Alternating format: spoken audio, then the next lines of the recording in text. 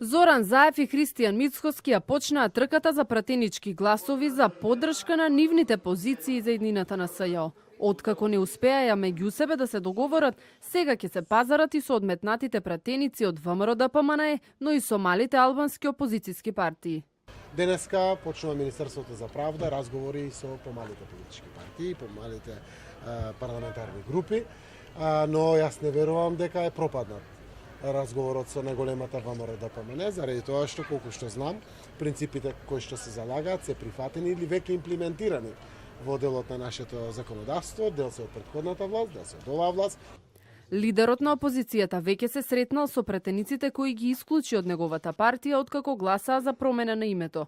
Меѓу 8 независни парламентарци, Заев обезбедил поддршка од тројца, брифира за телевизија 24 висок владин функционер.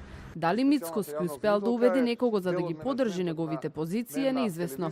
За средбата испратија кусо соопштение. На средбата се разговараше за актуелната политичка состојба, ставовите за реформските закони и идните предизвици за Македонија. На преговарачка маса ќе седнат и пратениците од БЕС.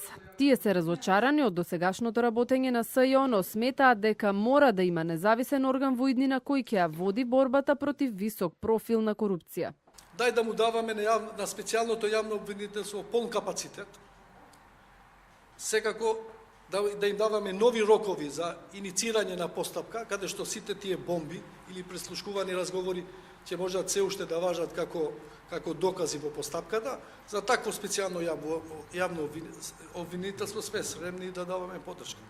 Од Алијансата најавија дека сегашниот предлог закон за јавно обвинителство нема да го поддржат бидејќи имаат и други предлози и бараат да бидат вклучени во преговорите. По лидерската меѓу Заев и Мицкоски на прочка и двете рунди на работните групи завршија без договор. Опозицијата бара државниот обвинител да биде по нивни предлог. Истрагите на СЈО по 30 јуни 2017 да бидат прекинати и специјалното обвинителство да стане одделение под надлежност на одделението за организиран криминал. Од власта обвинија дека со предлозите ВМРО ДПМНЕ единствено бара уште една амнестија.